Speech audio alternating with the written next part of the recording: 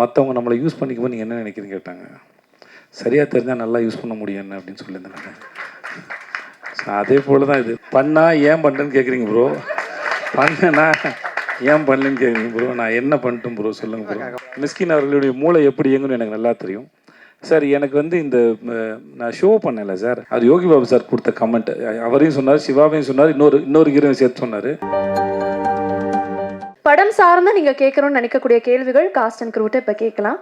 இது படம் சார்ந்து மட்டுமே இருக்கணும் அப்படிங்கிறது எங்களுடைய அன்பான வேண்டுகோள்.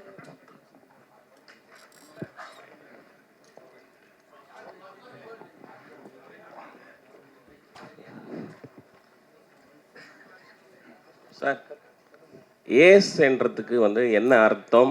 இந்த படத்தோட கதையை பற்றி நீங்கள் எதுவுமே சொல்லலை. என்ன இந்த படத்து மூலமாக என்ன சொல்கிறீங்க? நான் சொல்லணுமா?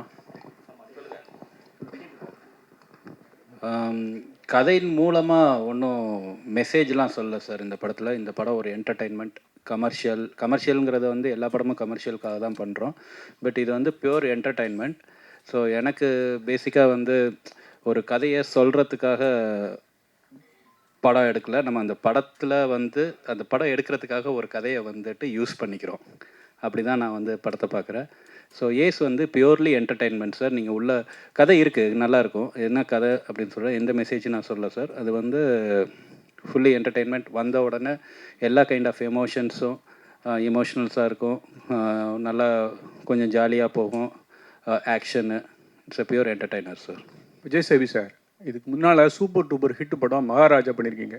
கலெக்ஷனும் 100 கோடிக்கு மேலே, தரம் வயசும் அவ்வளோ பெரிய இது.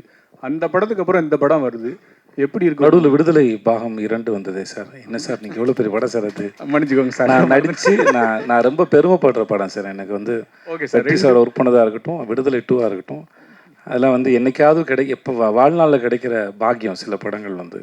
ஸோ அதனால் அது எப்படி ரொம்ப நன்றி சொல்லுங்கள் சார். ஓகே சார், இந்த 2 வெற்றி படத்துக்கு அப்புறம் வரக்கூடிய படம் எப்படி இருக்குது மனநிலை சார்? இது ஒரு நல்ல ஒரு கமர்ஷியல் என்டர்டெய்னர் சார். இந்த படம் ஜாலியாக இருக்கும், வந்து சிரிச்சிட்டே இருக்கலாம். ஆக்ஷன் இருக்குது, ரொமான்ஸ் இருக்குது. இது எல்லா நாளும் போல் எல்லா நாளும் சாதாரணமாக தொடங்குறதில்ல.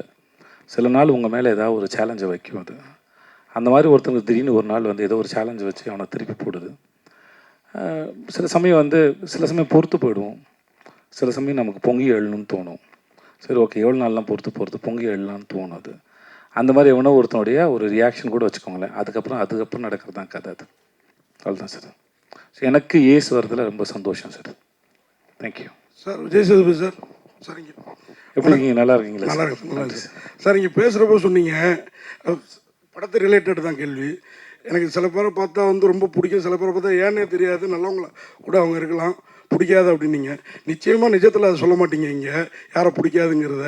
ஆனால் இந்த படத்தில் உங்களுக்கு யாரை பிடிக்கல கேரக்டரா? இந்த படத்தில் உங்கள் கூட நடித்த கேரக்டராக யாரை பிடிக்கல? எதுக்கு இது கதை சார்? இப்போ நான் ஒரு கவிதை சொன்னேன் சார், ரூமியோ அவர்களுடைய கவிதை சொன்ன மாதிரி. அதாவது suppose if there is no villain, ஹீரோவுக்கு ஹீரோ யாருன்னு தெரியாது சார். அதனால் வந்து அவரை பிடிக்கலன்னு எப்படி சொல்கிறதுனா, அவினாஷியோ நம்ம ரொமான்டிக் வில்லனையோ எப்படி பிடிக்கலன்னு எப்படி சொல்கிறது?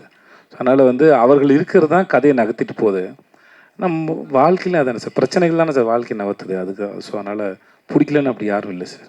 அதே மாதிரி உங்கள் 2 பேருக்குமே டேரக்டருக்கும் உங்களுக்குமான கேள்வி இது சார். இந்த ஏஸுங்கிறது சீட்டாட்டத்தில் ரொம்ப முக்கியத்துவம் வாய்ந்த காடும் இதுதான், ஆனால் ஒன்றுமே இல்லாத காடும் இதுதான்.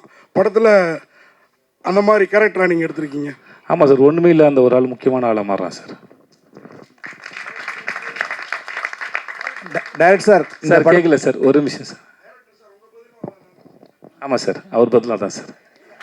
ஏன்னா அவர் கதாபாத்திரம் அவர் எழுந்து தான் நான் நடிச்சிருக்கேன். அதனால் வந்து இதுதான் சார். சார், இந்த படத்தினுடைய கதைக்கெல்லாம் வந்து மலேசியாவில் நடக்குது. மலேசியாவில் எடுக்கணும்னு எடுத்துருக்கீங்களா இல்லை கதையை அங்கே தான் இயங்குதா? இல்லை சார், இது வந்து ஒரு ஃபாரின் கண்ட்ரியில் நடக்கணும் அப்படின்னு விஷயம். இப்போ மலேசியாவில் ஏன் நடக்குது அப்படின்னு கேட்டிங்கன்னா, மலேசியாவில் தான் நம்ம தமிழர்கள் இருக்காங்க.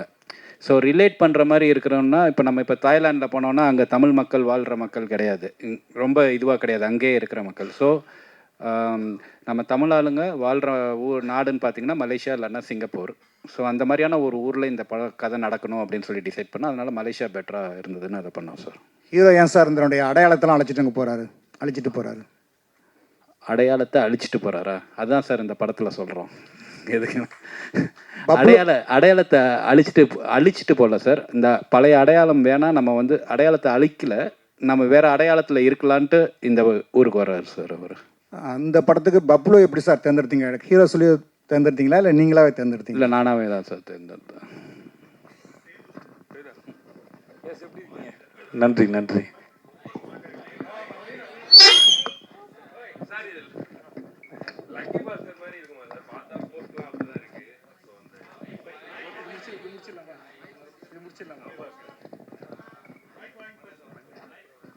சேது, வாழ்த்துக்கள். ரொம்ப நல்லா இருக்கு பார்க்கறதுக்கு. நன்றி சார், நன்றி சார். அண்ட் உங்களுடைய ஃபிட்னஸ் வந்து ரொம்ப இம்ப்ரூவ் ஆயிருக்கு.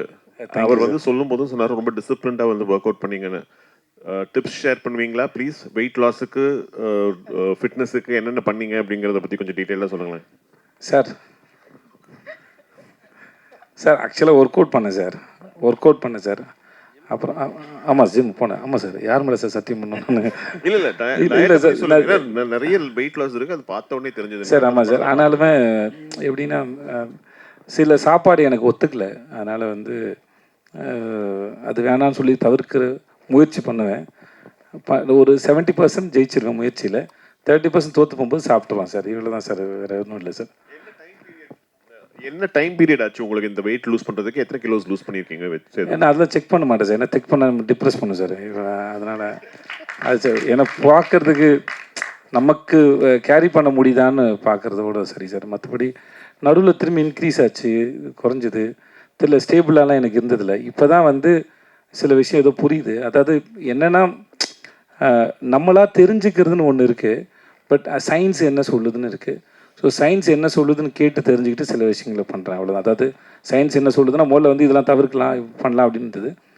அப்படி இல்லை, ஒரு உடம்பும் ஒரு தனி உடம்பு தான். அதனால் அதுக்கு என்ன தேவையோ அதை தான் எடுத்துக்கணும் அப்படின்னு சொல்லும்போது அது கொஞ்சம் ட்ரை பண்ணி பார்க்குறேன் சார். ஸோ வேறு ஒன்றும் இல்லை சார். டேரக்டர் சார், இப்போ சேதுபதி சார் வந்து உங்களை பற்றி நீங்கள் செஞ்ச உதவிகளை மறக்காமல் ரொம்ப நினைவு கூர்ந்தாங்க. ஆனால் அந்த கான்செப்டில் எதுக்கு நீங்கள் வந்து சேதுபதி அந்த அளவுக்கு படுத்தி அறிமுகப்படுத்தின விஷயங்களை ஏன் செஞ்சீங்க? அவங்க மேலே ஏன்னா அப்படி ஒரு ஈர்ப்பு ஏன் உங்களுக்கு ஏற்பட்டுச்சு? அந்த ஆடிஷனில் பார்த்ததா சார்? அது வந்து எந்த ஒன்றும் இல்லை சார். அப்போ வந்து நான் வந்து கோ டைரக்டராக ஒர்க் பண்ணிகிட்டு இருந்தேன் சார், அவர் சொன்ன மாதிரி. அப்போ வந்து ரொம்ப சின்ன வயசு. அப்போ ஆடிஷன் பண்ணையில் சார், அவர் ஆடிஷன் பண்ணையில் பியூர் டேலண்ட் மட்டும்தான் சார். அப்போது எந்த கேல்குலேஷனுமே கிடையாது சார். அப்போ பார்க்கையில் இவர் வந்து இவரை காஸ்ட் பண்ணால் நமக்கு ஏதாவது யூஸ்ஃபுல்லாக இருக்குமா, இப்போ அந்த மாதிரிலாம் எதுவுமே கிடையாது. பார்த்த உடனே ரொம்ப பியூரான ஒரு டேலண்ட். எப்படின்னா எந்த அளவுக்குன்னா அவங்க வர்றாங்க, வர்றாரு, வந்த உடனே இந்த மாதிரி நாங்கள் ரொம்ப அவசரமாக ஒரு இடத்துக்கு கிளம்பிட்டு இருந்தோம். அப்போ டைரக்டர் கூப்பிட்டாருன்னு சொல்லிட்டு அப்போ வந்து அவசரமாக போகணும். அப்போ வந்து அவர் வந்த உடனே சொன்னார், இந்த மாதிரி போய் இந்த கேரக்டர் அப்படின்னோடனே சரி நீங்களே எழுதி நடிங்க அப்படின்னு சொல்லிட்டு சொன்னோம். அவரே எழுதினார் உட்காந்து. எழுதிட்டு அப்போ எனக்கு நல்லா ஞாபகம் இருக்குது, வேகமாக கீழே ஓடி போய் ஒரு அந்த 2 ரூபா ஜெல்லு கிடைக்கும். அப்போது 12 ரூபாயா? அது சரி, 12 ரூபா ஜெல்லு இருக்கும். அது அந்த 12 ரூபா ஜெல்லு வாங்கிட்டு வந்து, எனக்கு தெரில, விலை தெரில, அப்போது வாங்கிட்டு வந்து பாத்ரூமில் இருந்து அந்த இதில் போயிட்டு அங்கே ஒரு இதில் ஃபுல்லாக ஜெல்லெல்லாம் தடவி ஃபுல்லாக வலிச்சு சீவி அந்த கேரக்டரை வந்து நான் யதார்த்தமாக அப்படியே உள்ளே போய் பார்க்குறேன். அப்போ வந்து நடித்து பார்த்துக்கிட்டு இருக்காரு கண்ணாடியில் அந்த ஜெல்லெல்லாம் போட்டு. எனக்கு பயங்கர ரொம்ப ஆச்சரியமாக இருந்துச்சு. அது அந்த ஆர்வம் அது தெரில, அது ரொம்ப ஆச்சரியமாக இருந்துச்சு. இதை தாண்டி அந்த நடித்த விதம் வந்து அதை ஜஸ்டிஃபை பண்ணிச்சு. எல்லோரும் எஃபர்ட் போடுறாங்க, ஆனால் அந்த எஃபர்ட் ஃபுல்ஃபில் ஆகுமான்னு தெரியாது. ஸோ அந்த டேலண்ட் தான் நம்மளை இம்ப்ரெஸ் பண்ணுது. ஸோ ஒவ்வொரு தடவையும் வந்து நான் செட்டில் நீங்கள் நடிக்கையில்னு நினைக்கிறேன். அப்போ நடிக்கையில் வந்து ஃபஸ்ட் டைம் ஆர்டிஸ்ட்டு எந்த இது யாரும் வந்து பண்ண தேவையில்லை. அப்போ யூனிட்டில் எல்லோரும் வந்துட்டு கை தட்டுறாங்க அந்த இடத்துல ஒரு சீன் நடிக்கையில். அப்போது அந்த டேலண்ட்டு தான் சார், வேறு ஒன்றுமே காரணம் கிடையாது. அந்த டேலண்ட்டுக்கான மரியாதை தான், வேறு ஒன்றுமே இல்லை சார். Mr.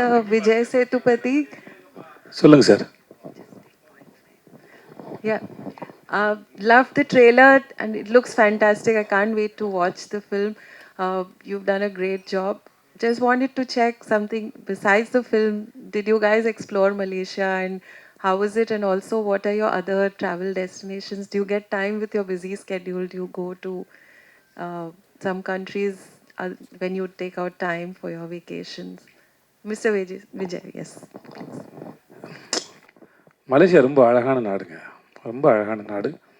நாங்கள் ஈப்போன்னு ஒரு இடத்துல போய் இறங்கினோம். அந்த இது ரிட்டையர்மெண்ட் சிட்டி மாதிரி இருந்தது. அது ரொம்ப அமைதியாக இருந்தது. ஒரு நாள் வந்து என்னடா ஊரே இவ்வளோ அமைதியாக இருக்கே, இந்த ஹெட் மாஸ்டர் கிளாஸ்க்குள்ளே வந்தா இருக்கும் அந்த மாதிரி அமைதியாக இருந்தது ஊரே. ஆனால் போக போக ரொம்ப பிடிக்க ஆரம்பித்தேன். அதுவும் அந்த ஊர் ஈப்போவும் சரி, தாய்பேங்க சார், தைப்பிங் போனோம் நாங்கள். அந்த ஊரும் சரி ரொம்ப பிடிக்க ஆரம்பிச்சிச்சு. அப்போ ஆமாம், கோலாசப்பாத்தாவா, ஓகே. அந்த ஊர் ரொம்ப பிடிச்சிருந்தது. அண்ட் மக்கள்லாம் ரொம்ப அன்பாக இருந்தாங்க, ரொம்ப அன்பாக இருந்தாங்க. அப்புறம் நம்ம மனிதர்கள், நம்ம மொழி பேசக்கூடிய நம்முடைய மக்களை நிறைய பேர் பார்க்கும்போது இன்னும் வந்து ஒரு வெளிநாட்டில் இருக்க ஒரு ஃபீலே இருக்காது. ஆல்மோஸ்ட் அது அவ்வளோ பிடிச்சிருந்த. அப்புறம் சைனீஸ் ஒரு மார்க்கெட்லாம் போனோம். நாங்கள் நிறைய ரோட்லலாம் ஷூட் பண்ணியிருக்கோம். யாரும் எதுவும் எந்த போஸ்டும் பண்ணதில்லை, யாரும் தொந்தரவு நினச்சதில்லை. அந்த கோலாசப்பத்தா அப்படிங்கிற இதுலேருந்து அவங்க அது ஒரு சின்ன மீன் கிராமம் மாதிரி, மீனவர்களுடைய கிராமம் மாதிரி. அங்கே சைனீஸ் அவ்வளோ பேர் இருக்கிறாங்க. ஆனால் வெரி கோஆப்ரேட்டிவ், ரொம்ப அன்பான மக்களாக இருந்தாங்க. இந்த படத்துக்கு நாங்கள் அப்புறம் கேலில் கொஞ்சம் ஷூட் பண்ணோம். பட் ஆனால் எனக்கு இந்த ஈப்போலையும் தைப்பேங்லையும் ஷூட் பண்ணது ரொம்ப பிடிச்சது. கேல் பிடிச்சிருந்தது, பட் இது ரெண்டும் ரொம்ப பிடிச்சிருந்தது எனக்கு. ஸோ மற்றபடி நான் ஜென்ரலாக அவ்வளோவா ட்ராவல் பண்ணக்கூடிய ஆள் இல்லை. ஏன்னா ஷூட்டிங் போகிறது அது ஒரு தனி அனுபவம். இப்போ நீங்கள் வேறு எங்கேயாவது ஒரு இடத்துக்கு போனீங்கன்னா கூட அங்கே போயிட்டு ஒரு மணி நேரம் 2 மணி நேரம் இருந்துட்டு நீங்கள் வந்துடுவீங்க. நாங்கள் அப்படி இல்லை. ஒரு இடத்துக்கு போகிறோம். இப்போ கூட நான் வாகமனில் ஷூட் பண்ணிட்டு உள்ளே ஒரு ஃபாரஸ்ட்குள்ளே ஷூட்டு வெப் சீரிஸ்க்கு. நாங்கள் க்ரூ மெம்பரோட எல்லாரோடையும் போய் அங்கே உட்காந்து ஒரு 4 days இருக்கிற ஒரு இடத்துல ஒரு 4 நாள் இருந்து தங்கி அந்த இடத்த அனுபவிக்கிற சுகம் இருக்கு இல்லையா, அது எங்களுக்கு ரொம்ப நிறையாவே கிடைக்குது. நான் ஒரு லொக்கேஷன் போகும்போதும் அதை விட்டுட்டு வரும்போது, அது எந்த ஊரோ எந்த மொழி பேசுகிறதோ இல்லை எந்த நாடோ எதுவாக வேணா இருக்கட்டும், ஆனால் அந்த இடத்துல கொஞ்ச நாள் இருந்துட்டு போகும்போது எனக்கு அது மிஸ் பண்ணுற ஃபீல் கண்டிப்பாக இருக்கும் அது. ஸோ எங்களுக்கு ஜென்ரலாக ட்ராவல் பண்ணுறத விட ஷூட்டிங் போகிற எங்களுக்கு வந்து அந்த அனுபவம் ரொம்பவே நல்லா இருக்கும்னு நான் நம்புகிறேன்.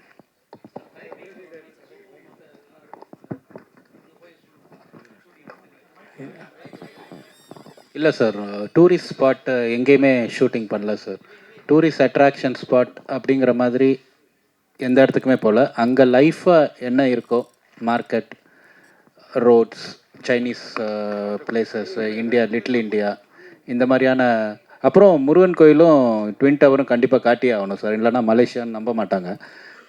ஸோ அதனால் அது 2 மட்டும் டூரிஸ்ட் அட்ராக்டிவ் பிளேஸ் மாதிரி இருக்கும். மற்றபடி அது வந்து எல்லா பிளேசஸுமே வந்து நார்மலாக அங்கே வாழ்கிற மக்கள் போகிற வர பிளேசஸ் தான் சார் ஷூட் பண்ணோம். அந்த மாதிரி டைரக்டர் சார் கேட்டேன், லக்கி பாஸ்கர் மாதிரியே தீம்லாம் இருக்குது. ஸோ அதை பேஸ்டாக எதுவும் ஸ்டோரி இருக்குமா? இல்லை சார், லக்கி பாஸ்கருக்கு இதுக்கு எந்த சம்மந்தமே கிடையாது சார். லக்கி பாஸ்கர் வந்து சரி ஒரு அந்த மாதிரியான ஒரு ஆஸ்பெக்டில் பார்த்தீங்கன்னா அதில் ஒரு மாதிரி க்ளோஸ்லி ரிலேட்டடாக இருக்கும் சார். பட் தீமாக பார்த்தீங்கன்னா அதுக்கு இருக்கும் இந்த ஒன்றும் சம்மந்தம் இல்லை சார் லக்கி பாஸ்கருக்கு. ஹீரோயின் மேம்கிட்ட கேட்கணும். அதான் நீங்கள் வரப்போ தமிழே தெரியாதுன்னு வந்து டைரக்டர் சார் சொன்னார். நீங்கள் ஆனால் அவ்வளோ அழகாக தமிழ் பேசுனீங்க. படத்தில் வந்து தான் தமிழ் லேர்ன் பண்ணிக்கிட்டீங்களா இல்லை முன்னாடியே தமிழ் தெரியுமா? இல்லை படத்தை ஷூட் பண்ணும்போது I think I got a little more practice. நீங்கள் பாருங்கள், இப்போ 30% தமிழ் தான், everything else is Tanglish. But like I was saying, shoot டைமிங்கில் எல்லோரும் ரொம்ப சப்போர்ட் கொடுத்துருக்காங்க. ஏடிஸ் எல்லோரும் உட்காந்துட்டு everyone has 100 different things to do. But everyone from Vijay sir, ஆரு sir, everyone sat with me. கொஞ்சம் சில சமயம் ஒரு நியூ லாங்குவேஜில் we don't know where to put the bosses, Mphasis எங்கே வரணும் தெரியாது. ஸோ அந்த சின்ன சின்ன விஷயத்தில் எல்லோரும் ரொம்ப சப்போர்ட் கொடுத்துருக்காங்க. ஸோ இப்போ I've got 30% because of ways. Hopefully going forward maybe 50-60% one day.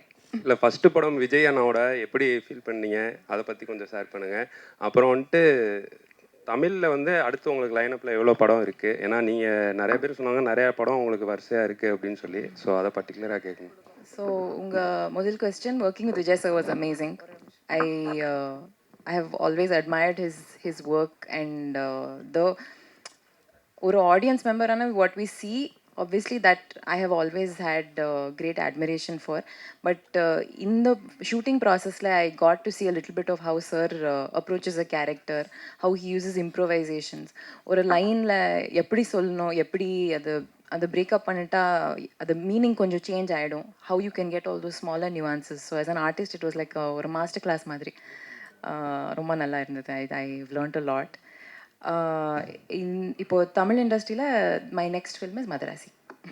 Vijay sir, இந்த படத்துக்காக நீங்கள் என்ன ஹோம்ஒர்க் பண்ணீங்க? கார்ட்ஸ் ஏதாவது ரியல் லைஃப்பில் விளையாடுவீங்களா? சொல்லுங்கள். ரம்மி விளையாடுவேன். மற்றபடி அங்கே இருக்க கார்ட்ஸ் எனக்கு அது விளையாட தெரியாது, எனக்கு தெரியாது. தெரியல, ரம்மி டெய்லி விளையாண்டு ப்ராக்டிஸ் பண்ணி. Music director sir, music director sir இங்கே யார்? நாகராஜா? இந்த மாதிரிலாம் கேள்வி ஒன்றால் மட்டும் தான்டா கேட்க முடியும். இல்லைடா, அது ஆக்சுவலாக அந்த சீனில் அது வச்சோன்னே என்ன மாதிரியா இருக்குன்னு கேட்டோன்னே அது யோகி பாபு சார் கொடுத்த கமெண்ட். அவரையும் சொன்னார், சிவாவையும் சொன்னார், இன்னொரு ஹீரோவையும் சேர்த்து சொன்னார். அது படத்தில் இருக்குன்னு இருக்கா அப்படி சொன்னார். இல்லை இவர் மாதிரி இருக்குல்ல, அவர் மாதிரி இருக்குன்னு சொன்னாப்புல. சார் அது 3 பேர் சொன்னாரா? 3 பேர் சொன்னார். அவரோட டைமிங் தான் அது, வேறு ஒன்றும் இல்லை. ஓகே தானா? வேறு ஏதாவது கேள்வி இருக்கா மிஸ்டர் சார்? மியூசிக் டைரக்டர் வேறு எதிர்பார்க்குறாரு அவர். சார் ஒரு நிமிஷம் இருங்களேன் ஐயா, நாகராஜ் கேள்வி கேட்டிருக்கான்.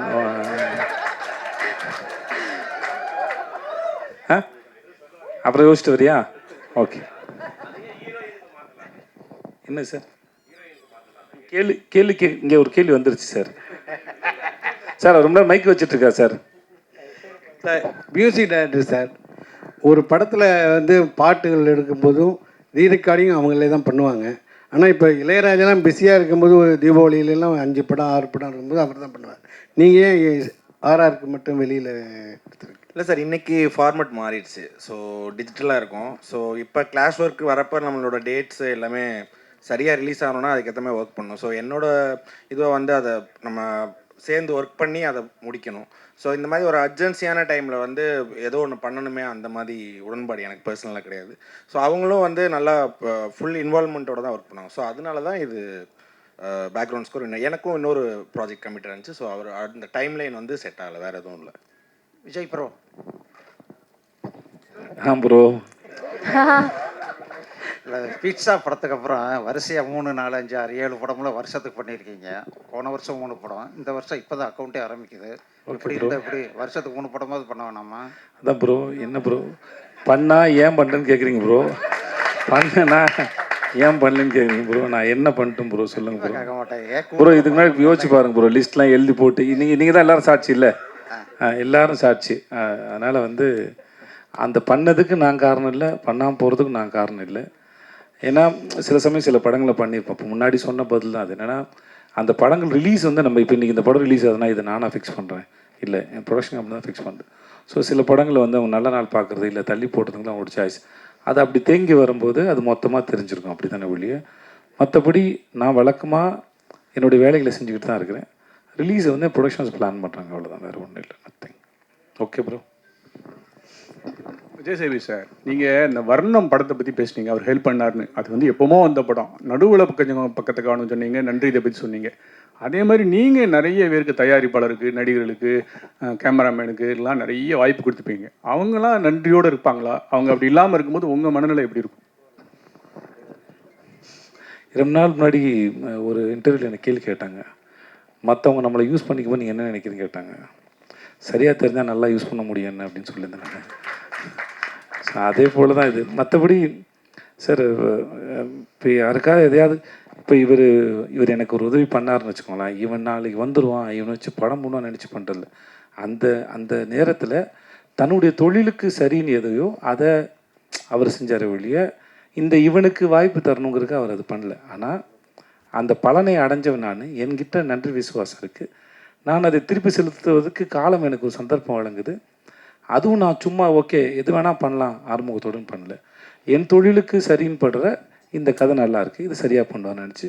ஸோ அந்த காலம் அந்த தொழிலுக்கான நியாயங்கிற தராசில் வச்சு தான் அது 2 பேரும் ஒருத்தருக்கு ஒருத்தர் பரிமாறிக்கிட்டோமே ஒழிய இது கிடையாது. ஸோ பட் ஆனால் எனக்கு அன்றைக்கி தேதிக்கு அந்த வேலை எவ்வளோ பெரிய வேலை செஞ்சதுன்னு இருக்குல்ல இவர் செஞ்ச. ஏன்னா அது வந்து எப்படின்னா யாருடைய பார்வையாவது நம்ம மேலே விழுந்துடாதா அப்படிங்கிற ஒரு ஏக்கத்தோடையே அது தெரிகிற ஒரு காலகட்டம் தான். ஓகே அந்த மாதிரி ஒரு சந்தர்ப்பத்தில் காலம் சரியாக கணிஞ்சு வரும்போது ஒருத்தர் வந்து உங்களுக்கு வந்து ஓகே நீங்கள் இங்கே இருந்துருந்தீங்க, ஓகே இதுக்கப்புறம் இந்த சீட்டுக்கு நான் வந்து போங்க அப்படின்னு சொல்கிறாங்க. அந்த நிகழ்வு என் வாழ்க்கையில் இவருக்கு சாதாரணமாக இருக்கலாம். நம்மளும் இப்போ நீங்களோ நானோ இங்கே இருக்க எல்லாருமே வந்து சாதாரணமாக நடக்கும்போது நம்ம யாருக்கோ ஒருத்தருக்கு ஒரு சின்னதாக ஒரு வேலை செஞ்சுருப்போம். அது அவர்கள் வாழ்க்கையில் என்ன பண்ணுது? மெய்யழகன் படத்தோட கதையை போல தான். அரவிந்த் சாமி சாரோட ஃபேமிலி ஒரு சைக்கிளை கொடுத்துட்டு போனதில் ஒரு குடும்பம் வந்து எவ்வளோ பெருசாக அடுத்த கட்டத்துக்கு நான் வந்து போச்சுங்கிறது இல்லையா? அவங்க கொடுக்கும்போது இந்த வச்சு சைக்கிளை வச்சு வாழ்க்கையில் முன்னேறுப்பா அப்படின்னு கொடுக்கல. பட் அந்த சைக்கிளை வச்சுட்டு அந்த குடும்பம் எப்படி முன்னேறினாங்கிறது அவங்களுடைய தனிப்பட்ட உழைப்பு தான் காரணம். அதே போல் தான் பெறுகிற உதவியோ இல்லை இந்த மாதிரி செயல்னால கிடைக்கிறத வச்சு நம்ம எப்படி வரோங்கிறது தான் இருக்குது. பட் இருந்தாலும் ஸ்டில் எனக்கு இன்னமும் அது இருக்குது, அது உள்ளே இருக்குது. அது இன்னமும் என்னை வந்து அதான் சொன்ன உயிர்ப்போடு இருக்க வைக்குது அது. ஸோ அதுக்கு என்றைக்குமே நன்றி கடன் பட்டிருக்குன்னு சொல்லுவேன். என்ன வேணால் நடக்கலாம், எனக்கு அவருக்கு சண்டைகள் வரலாம், மிஸ் அண்டர்ஸ்டாண்டிங் வரலாம்.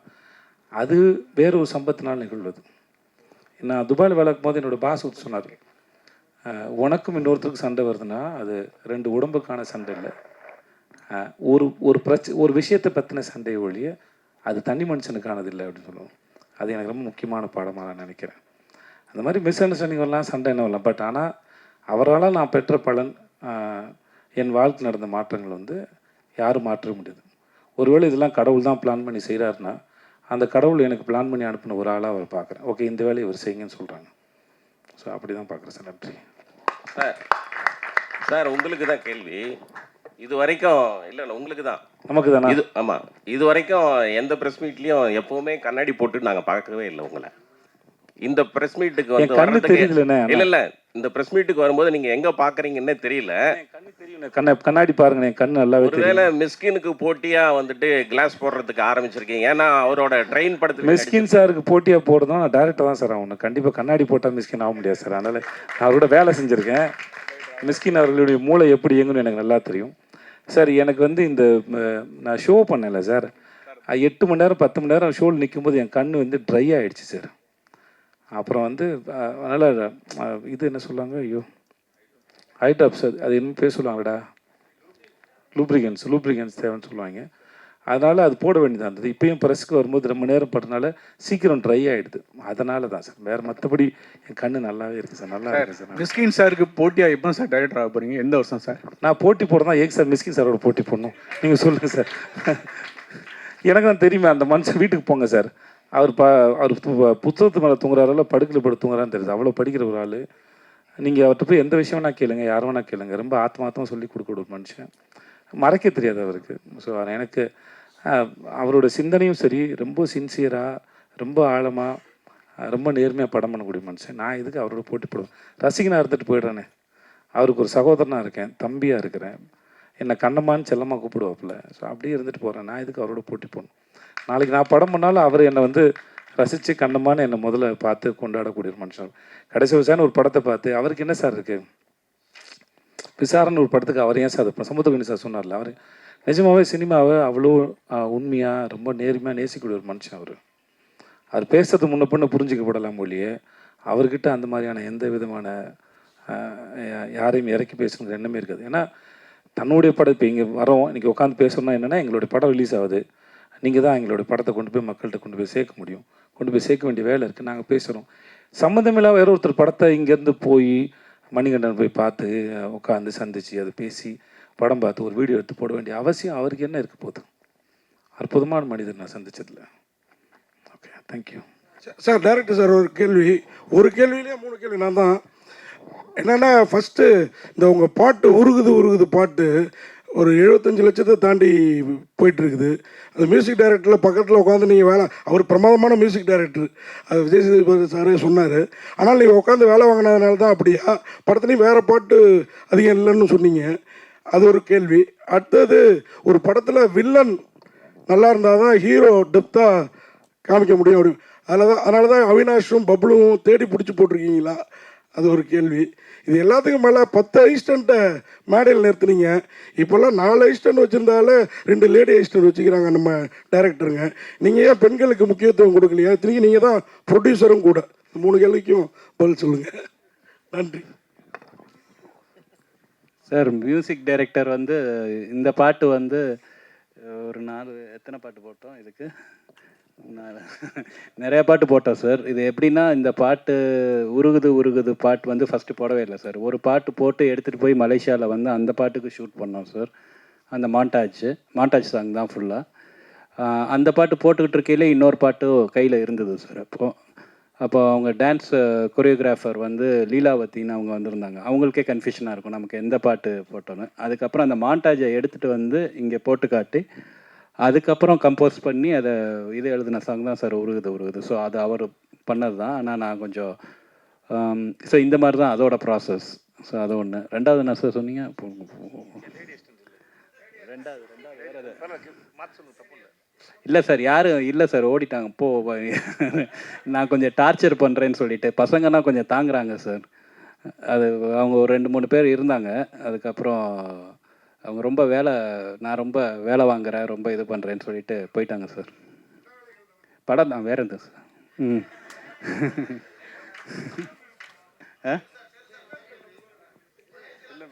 வில்லன்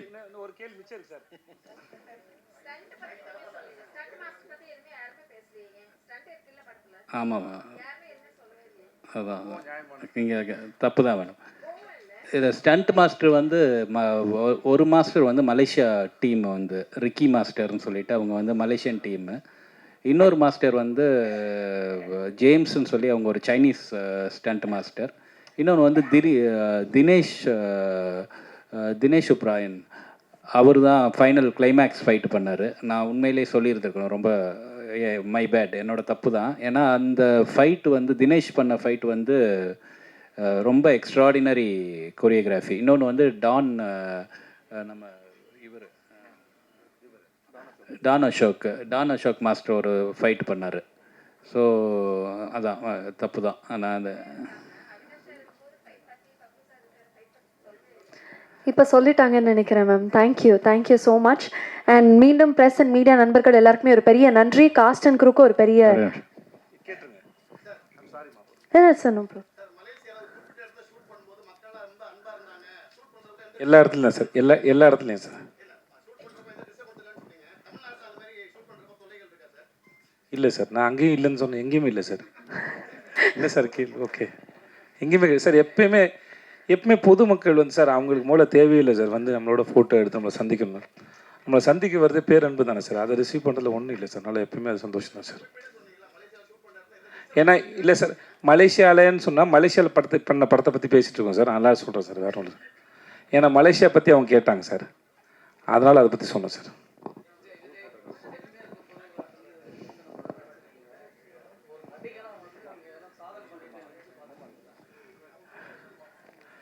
சார் நான் தப்பாக எடுத்துக்காதீங்க சார். நான் சாதனை ஒரு விஷயத்தை நம்புறதில்லை சார். அது பாட்டுக்கு அது குழப்புக்கு இல்லை, அப்படிலாம் ஒன்றும் இல்லை சார். எல்லாமே அவ்வளோ எனக்கு அது சுலபமாக இருந்ததில்லை சார். நான் போய் புரிஞ்சுக்கிட்டு அந்த வேலையை செய்கிறது. இப்போது சார் டைரக்டர் சொன்னார் இல்லையா, போயிட்டு அப்போ யோகி பாபோட சேர்ந்தோ இல்லை ஒரு சீனையோ எல்லா இடத்துலையுமே சரி அந்த சீனை புரிஞ்சுட்டு அதை பெர்ஃபார்ம் பண்ணும்போது சார், அப்போது நாங்கள் சரியாக தான் பண்ணியிருக்கோன்னு நாங்களே முடிவு பண்ண முடியாது சார். அது சாய்ஸ் அவங்களோடது. யார் இயக்குனரோ அவங்களோட சாய்ஸ். இப்போ நல்லா இருக்குன்னு நம்ம நினைக்கிறோன்னு வச்சுக்கோங்களேன், டைரக்டர் 1 more சொன்னால் பேசாமல் போய் 1 more பண்ணுறது தான் என் வேலை. புரியுதுங்களா? அப்போ நான் என்னுடைய வேலையை நானே ஜட்ஜ் பண்ண முடியாது, நானே தீர்மானிக்க முடியாது. நல்லா இருக்குது இதை வச்சுக்கோங்கன்னு கூட சொல்ல முடியாது. அதனால் நான் எப்படி நம்புறது? நான் எதையாவது சிறப்பாக பண்ணிட்டேன். ஸோ அது என்கிட்ட இல்லை. அப்புறம் இவர் சூஸ் பண்ணி ஒரு விஷயம் ஓகே சொல்கிறாங்க, என்னுடைய இயக்குனர் யார் வேணா இருக்கட்டும். அதுக்கப்புறம் அது நீங்களும் மக்களும் பார்த்து தான் நல்லா இருக்குன்னு சர்டிஃபிகேட் தரீங்க.